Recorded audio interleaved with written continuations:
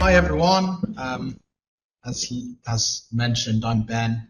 I lead Nectar Group, and of course, the host of Honey Never Sleeps.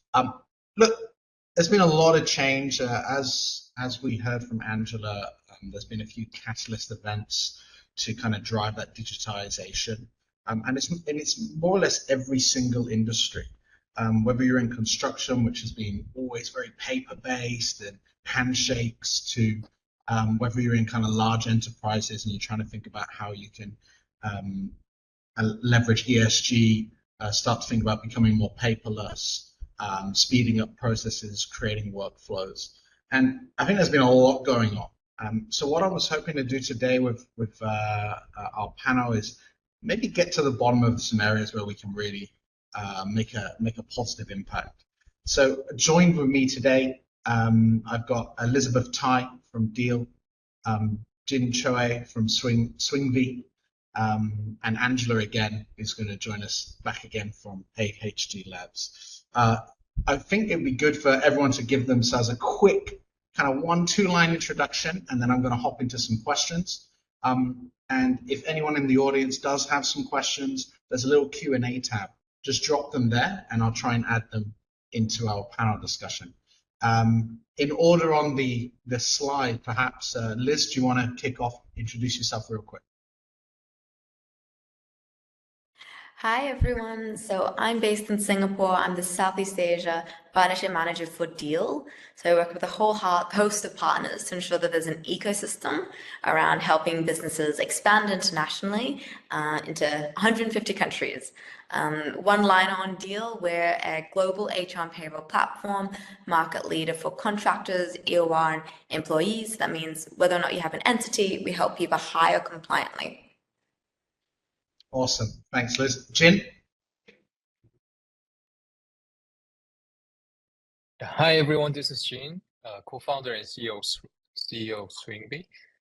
We provide HR software for small and mid-market companies, from core HR, leave, time and attendance, expense management, and also in the end, we automate the payroll process. So that's how we want to automate all the HR practices. And I'm based in Singapore. Also, we have a presence in Singapore, Malaysia, Taiwan, and Korea. Awesome. Angela, you want to introduce yourself again, just for fun? Hi everyone, again I'm Angela. I'm from the Philippines and I'm the HR head of AHG Lab and co-founder of OneEngine. Awesome. So we're gonna hop in. Obviously today we're talking about digitizing HR, transforming, utilizing tools and things like that. And I got a few questions kind of lined up. Again, audience, everyone here, there's a little Q&A tab. So if you do have any questions for anyone in the panel, just drop one of your questions there. But I want to kick off with Liz, if that's okay. Obviously, you guys over at Deel have got a full suite to enable companies to obviously hire internationally and expand. And eSignature aside, what kind of other tools and technologies have you found kind of particularly good to enhancing kind of the productivity, efficiency of your HR customers to operate internationally? Yeah, I reckon there's sort of 3 A's. So AI, automation, and APIs. I'm going to focus on AI because I personally find the most value in that internally as an employee, as well as for our clients, right? So for our clients in our platform, we have AI embedded, and it's a place where they can 24/7 instantly get answers to any sort of employment regulation changes or maybe workforce insights. So they can ask an AI just sort of like they would Google search something. Hey, how many days maternity leave is it in Spain if they're considering venturing out hiring in Spain for the first time? Or they could say, hey, how many new hires did I have last year? And they'll get a beautiful chart. All right. And now all of this can be based on our knowledge base, which is information that 200 internal experts combined with external experts have compiled, and then this saves a lot of our clients just a lot of time being able to get credible information. I think the challenge these days is not the information that's out there, it's how do we synthesize it, how do we make sure we're being able to sift through and get peace of mind that we're getting the right most up-to-date answer. Yeah. I think AI is quite exciting, of course, and everyone's kind of talking about AI. It's a lot of buzz going on. But I think there's a lot of hesitation towards leveraging AI or any kind of digital transformation project within a business. And I'm a small business owner, so you're investing money in product, and there is a risk. Does this product work? So there is hesitance. So I kind of want to.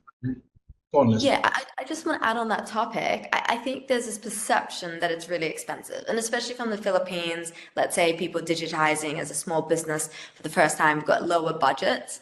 There's actually a surprising number of AI tools that are not super expensive. So the efficiencies that you would get far outpace the cost. And for instance, for us, our AI tool is actually free, part of our HRIS. So, I mean, go have a play around. Nice plug there. So get onto Deel and check out the free AI. Yeah.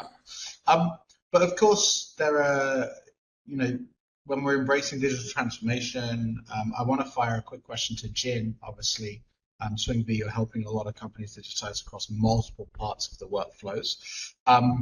Again, going on to that hesitation to transform, what do you think your advice or recommendation might be to help overcome resistance and to help people stay a bit more competitive, especially in HR?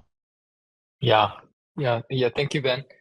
I know everyone is quite busy today here, so I'm going to start by saying thank you to all the participants.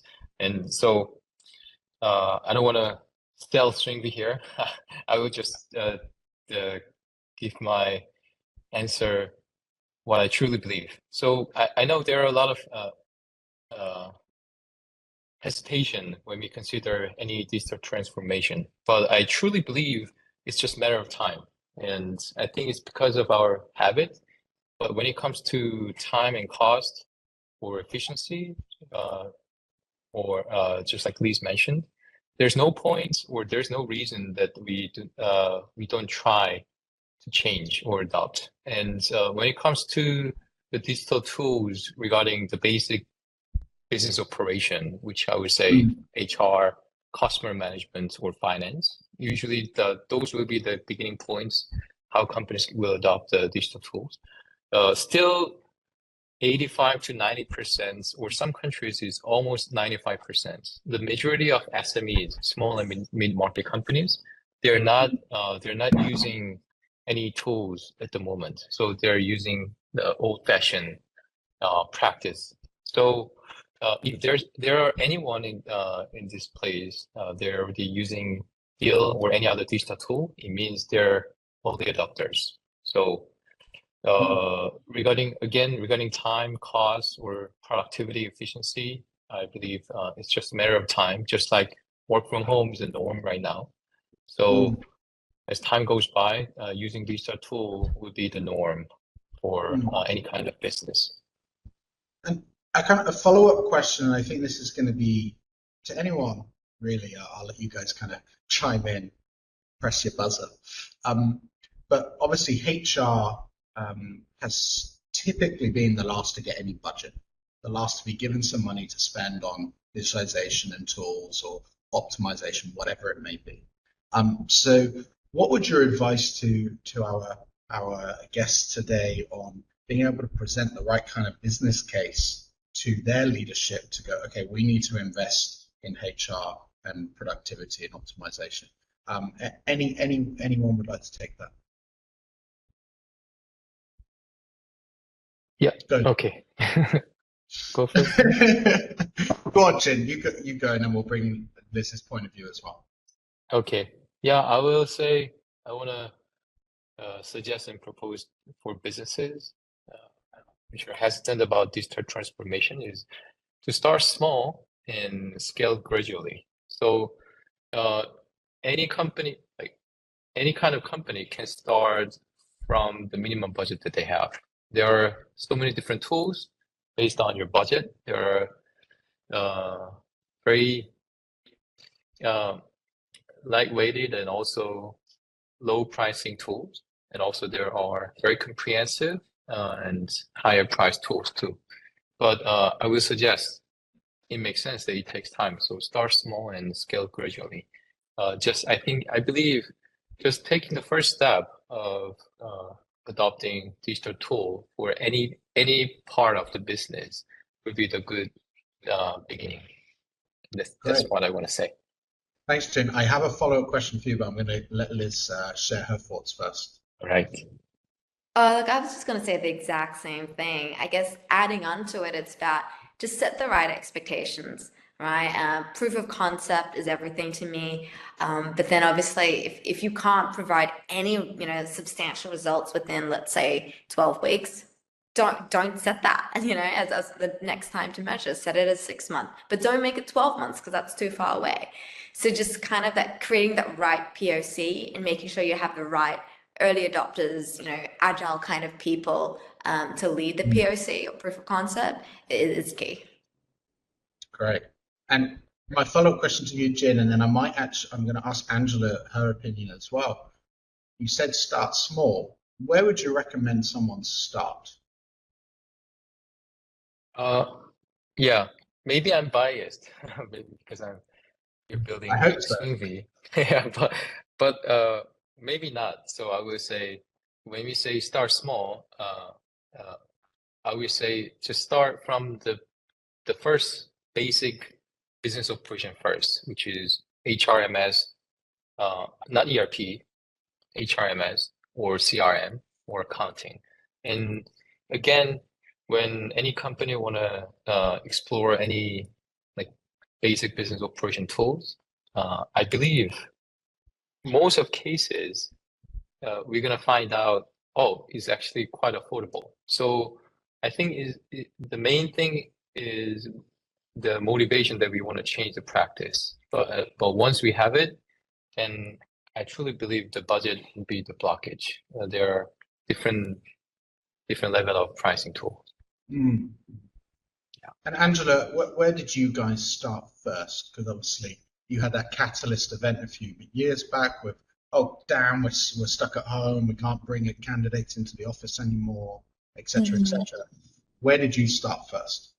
Actually, just to share, that's true that here in the Philippines, most of the MSMEs are not open to digitalization as of the moment, because I think a lot of startup companies, I think they are not open to the HR systems that we have at the moment because HR can do it also manually in terms of tracking things and documentation and such. But as a startup, we realized that we need to integrate those tools during the pandemic, and we started from our main root of problem, which is when we work from home, we don't have any means of like how to operate as a business because they were all working from home. So eventually the management had no choice but to give a budget for that, for the HR systems and such communications. So we started with communication tools because that is what we needed at the moment. So I'm not sure if I could share, but we integrated Google Workspace for communications and emails. For HR as a startup, we haven't integrated any HR systems or applications yet, but I'm learning here in the webinar that there are many HR tools that are free. And I think what helps is for the management or the company to provide this budget within the HR department is when like those who provide HR system could give free trials to us for a specific number of months, so we could integrate it to the operations specifically for HR, and then we could prove to the management and the company that it's really helpful for the business, cost-wise, time and effort-wise. Okay, thank you for that, Angela.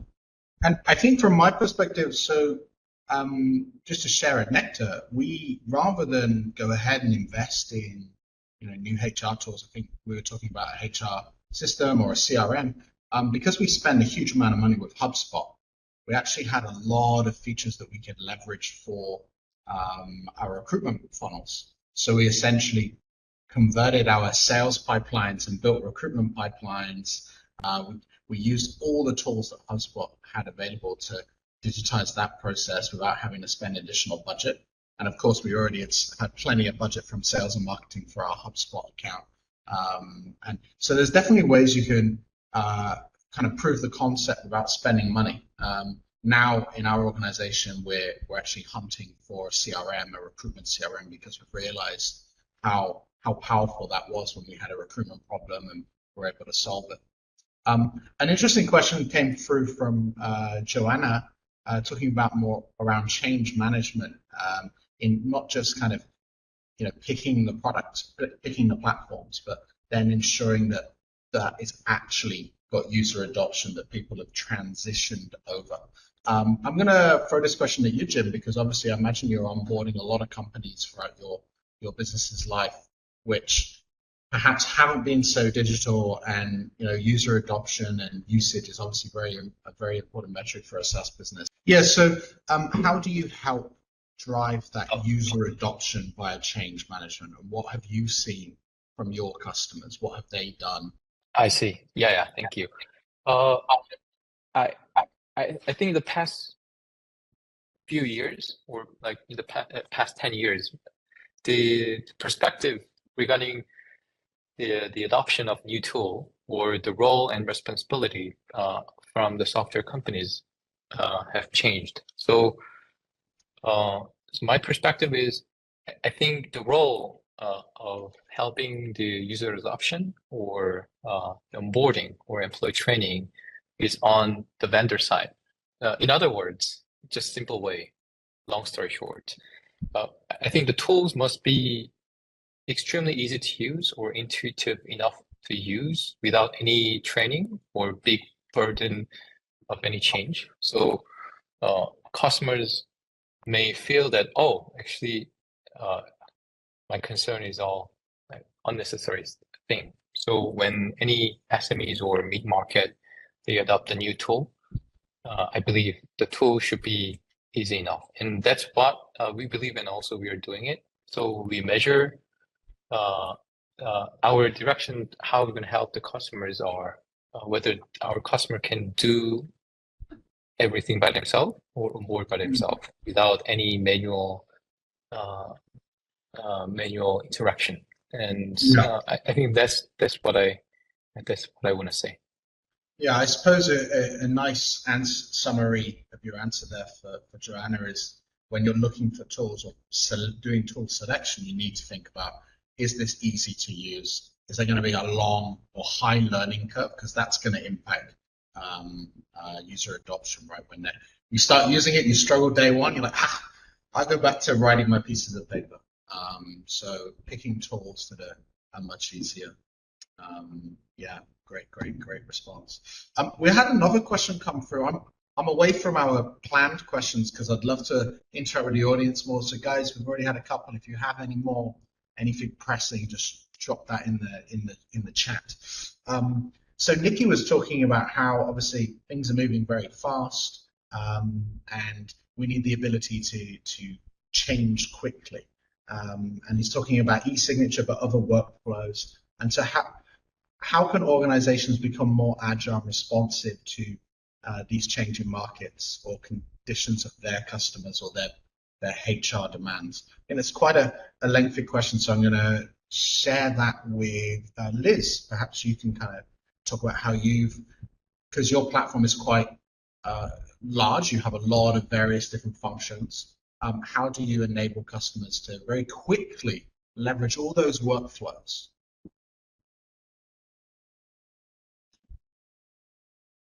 Yeah, so one bit is obviously the tabs. So I don't know if anyone's seen our platform, but we have quite a few different tabs on the left-hand side where it's easy to navigate.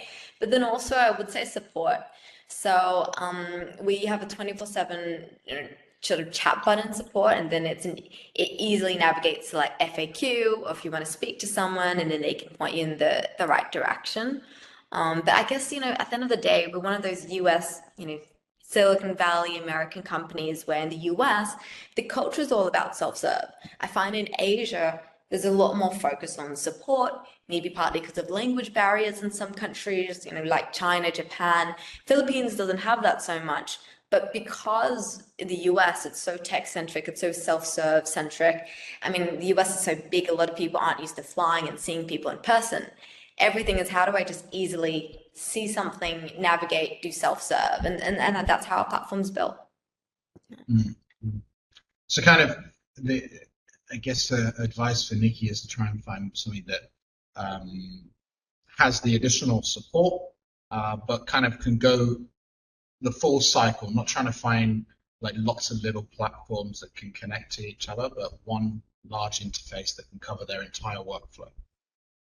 Yeah, I mean, and one part of how we do that is we have an app marketplace with a bunch of integrations inside.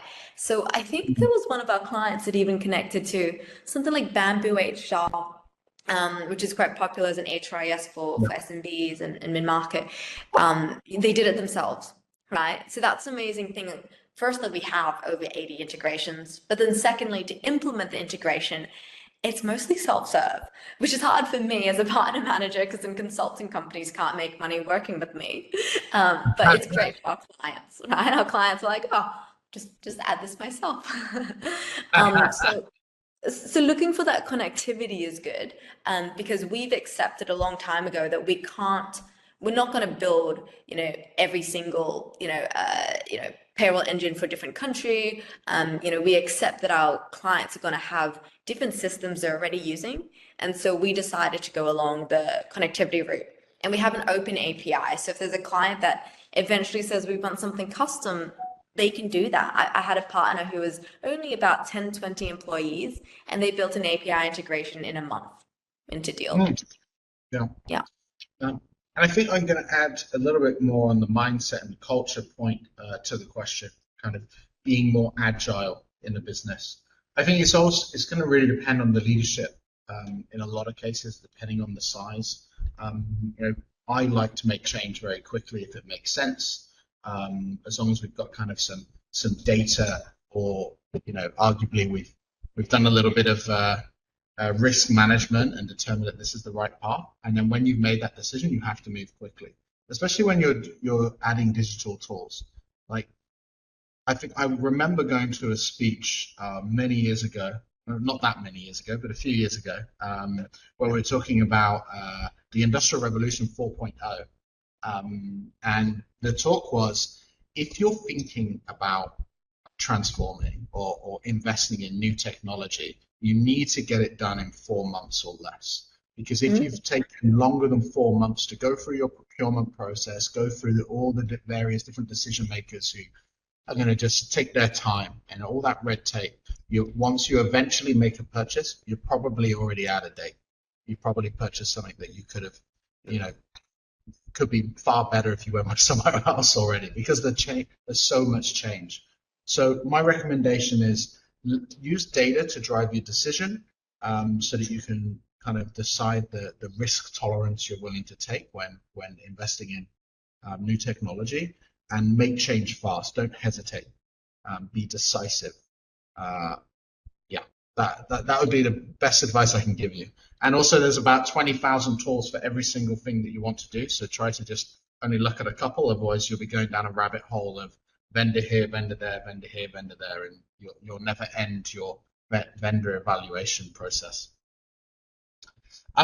So lots to kind of cover in this space, because there's so many different parts of HR to kind of wrap your head around, with so many various different functions within it. I think HR can sometimes be bucketed too much. It's such a wide role. We've only got a few minutes left before I've got to pass the mic back. So I'm going to throw one last question. Angela, in your experience, I guess you guys have been doing a lot of change. I think you mentioned earlier that you launched a spin-off, a startup as well, within your business, within AHG Lab. So when you've done that, obviously roles have changed. You've had to do a lot of change management. You're going to have to train employees when you onboard them for your customers. Like how have you managed to do that? Have you leveraged various technologies to help you go through the change management, to help you go through the ramp up and training of your staff? Yes. So given the fact that most of our employees are working from home or working remotely, we had no choice but to adapt to the technology of when we onboard or when we train employees. We have to use a system that we can communicate to them or train them in a way. So we are currently using a system within a Google Workspace as well. It's mostly more on the meetings, but it's not that interactive. So we're still looking out or browsing for other HR systems or HR tools that we could use regarding that. Because I've noticed with some onboardings of other companies that are really tech savvy, they have interactive tools that they could use in training employees.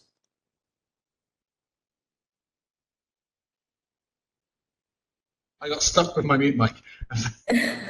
Thank you very much, Angela, for your insights. And I guess I just wanted to thank everybody. We are out of time on the panel.